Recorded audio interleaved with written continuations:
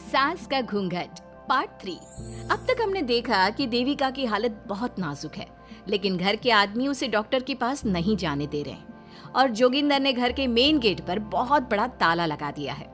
लेकिन देविका की सास विमला पहली बार घूंघट उठाकर समाज के बनाए नियम का उल्लंघन करती है और देविका की जान बचाने की कोशिश में जुट जाती है। मैं भी देखती हूँ मेरी बहू को डॉक्टर के पास जाने से कौन रोकता है। देखो सचिन के बापू, दरवाजे की चाबी दे दो मुझे। तुम्हारा दिमाग ठिकाने पर है, पहले सर पर पल्लू रखो और अंदर जाओ। आज तक मैंने आपका हर गलत फैसला सर झुकाकर स्वीकार कर लिया, लेकिन आज मैं आपकी एक बात नहीं सुनूंगी। मुझे मेरी बहू की किसी भी कीमत पर जान बचानी है। मुझे चाबी दे दीजिए। पिताजी, माँ ठीक बोल रही है, चाबी दे दीजिए ना, नहीं तो देविका नहीं बचेगी। देविका मरती है तो मर जाए, लेकिन यह दरवाजा नहीं खुलेगा। तुम सारी औरतों को इस देविका नाम की बीमारी ने पागल कर दिया है और इस बीमारी का अच्छी तरह से इलाज करना आता है मुझे।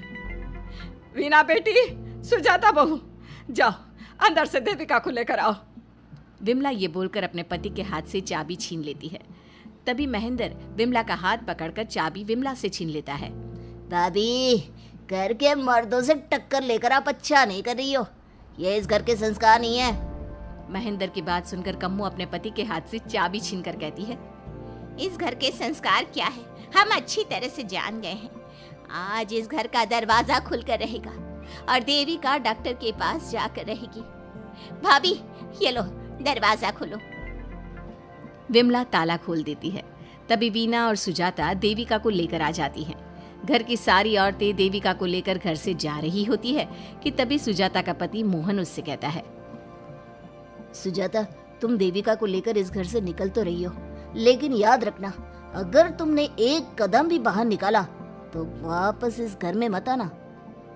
मैं देविका के साथ अस्पताल भी जाऊंगी और वापस इस घर में भी आऊंगी। देखते हूँ कौन रोकता है मुझे। देखता हूँ कैसे इस घर के अंदर कदम रखती हो और कौन तुम्हारी मदद करता है। कानून मेरी मदद करेगा और कारट के दरवाजे हर नागरिक के लिए खुले हैं। मोहन को अपनी पत्नी से इस तरह बात करता देख कल्याण वीना से कहता है, वीना, तुमने देविका का साथ देकर अच्छा नहीं किया। अगर तुम अभी भी इसके साथ गई तो अपना और मेरा रिश्ता खत्म समझना। मुझे कोई फर्क नहीं पड़ता। तुमने आज तक किया ही क्या है मेरे लिए। तुम खुद घर जमाई बनकर मेरे घर में रह रहे हो। कभी 100 रुपए की साड़ी दिलाई है मुझे। मेरे आने से पहले मेरा घर छोड़कर निकल जाना, समझे। ये बोलकर वीना और घर की सभी औरतें देविका को अपने साथ अस्पताल ले जाती है। वहां जाने के बाद डॉक्टर जल्दी से देविका का चेकअप करता है। चेकअप करने के बाद वो गुस्से से कहता है, ये क्या किया है तुमने? क्या हुआ डॉक्टर साहब? आपकी बहू की इतनी ज्यादा हालत खराब है और उन्हें चोट भी लगी है, फिर भी आपने उन्हें हॉस्पिटल लाने में इतना लेट कर दिया। आपको 3 दिन पहले ही इन्हें हॉस्पिटल में एडमिट करवाना चाहिए था। हमसे गलती हो गई डॉक्टर साहब, लेकिन आप जल्दी कुछ करिए। हमारी बहू और उसके बच्चे को बचा लीजिए। देखिए, अभी कुछ भी कह पाना मुश्किल है। हम माँ और बच्चे में से किसी एक को ही बचा सकते हैं। आप सोच लो किसे बचाना है। डॉक्टर साहब, आप देविका को बचाइए, उससे कुछ नहीं होना चाहिए। देखिए, हमें देविका का ऑपरेशन करना पड़ेगा। आप इनके पति को बुलाइए, हमें कुछ पेपर पर साइन करवाने हैं। डॉक्टर की बात सुनकर सभी औरतें सोच में पड़ जाती हैं। तभी वीना कहती है, डॉक्टर साहब, इनके पति नहीं आ सकते। ये इनकी सास है विमला देवी, आप इनसे साइन करवा लीजिए।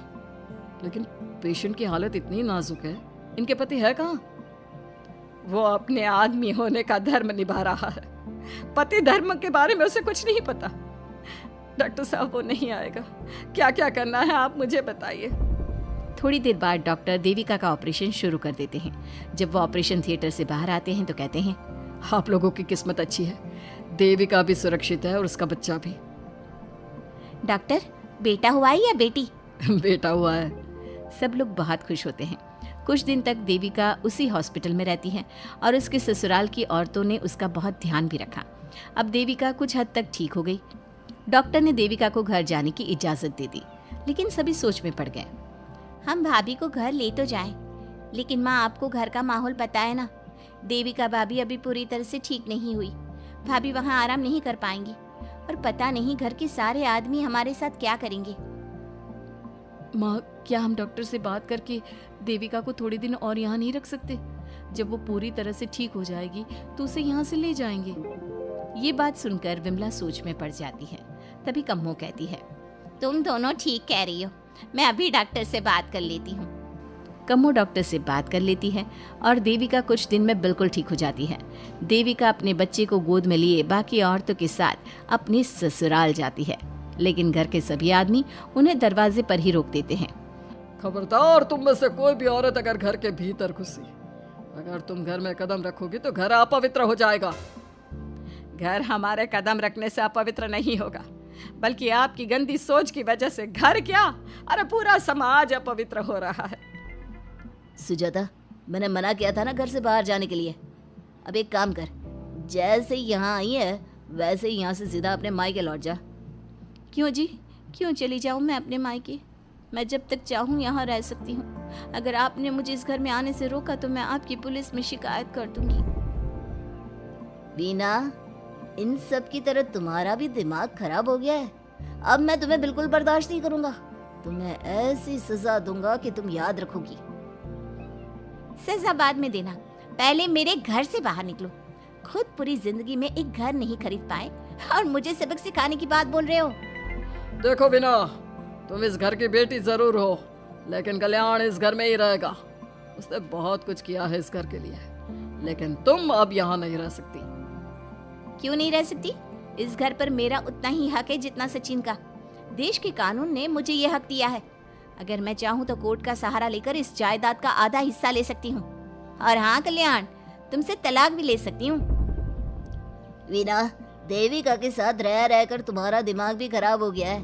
और कम्मो, मैंने तुमसे कितना मना किया, घर से बाहर मत जाओ, देविका की मदद मत करो, लेकिन तुमने मेरी एक नहीं सुनी। अब तुम इस घर से और मेरी जिंदगी से चली जाओ। ये कदम उठाकर तुमने बिल्कुल अच्छा नहीं किया। ये कदम तो मुझे उस समय उठाना चाहिए था जब मैं माँ बनने वाली थी। आपके झूठे अहंकार और गलत नियमों की वजह से मैंने अपने दो बच्चे खो दिए। अगर उस समय मैं दाई अम्मा से इलाज ना कराती और हॉस्पिटल चली जाती तो सचिन के बराबर मेरे भी 2 बेटे होते। सभी पति इस बात पर अड़े हुए थे कि वो अपनी अपनी पत्नियों को घर के अंदर नहीं आने देंगे। देविका बहुत देर तक सबकी बातें सुनती रही। फिर उसने अपने पति से कहा, सचिन, तुम्हारे घर के आदमियों की बात तो मैंने सुन ली, अब तुम बताओ तुम्हारा क्या फैसला है? देविका, मुझे माफ कर दो, मैं तुम्हारे लिए कुछ नहीं कर सकता, मैं मजबूर हूँ। मुझे पता था सचिन, तुम्हारा यही जवाब होगा। मुझे अपने आप पर हैरानी है कि मैंने बिना रीढ़ की हड्डी वाले आदमी से प्यार ही क्यों किया, शादी क्यों की।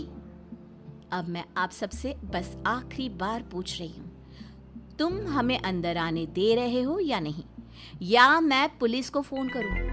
देविका, आज तक हमारे गांव में पुलिस ने कभी कदम नहीं रखा और तू हमारे घर के दरवाजे पर पुलिस को लेकर आएगी? तेरी हिम्मत कैसे हुई ये बात करने की? आज तक इन औरतों ने घर से बाहर कदम नहीं निकाला था और 2-4 दिन में तूने इन सबको इनके अधिकार भी याद करा दिए। अब तो तुम बिल्कुल इस घर में नहीं आ सकते। घर की औरतें घर के बाहर खड़ी थी और घर के आदमी घर के दरवाजे पर। उनकी लड़ाई देखकर पूरा गांव इकट्ठा हो गया। देविका को अस्पताल पहुंचाकर घर की औरतों ने काम तो अच्छा किया। इस काम से देविका और उसके बच्चे की जान भी बच गई, लेकिन इनकी जान बचाने की कीमत घर की औरतों को कैसे चुकानी होगी, इसके लिए आपको आने वाला एपिसोड देखना होगा। और हमारे प्यारे दर्शकों, हमें कमेंट करके जरूर बताइए कि देविका के साथ बाकी औरतों को क्या करना चाहिए। क्या उन्हें घर के अंदर जाने के लिए संघर्ष करना चाहिए या फिर वो घर छोड़कर चले जाना चाहिए?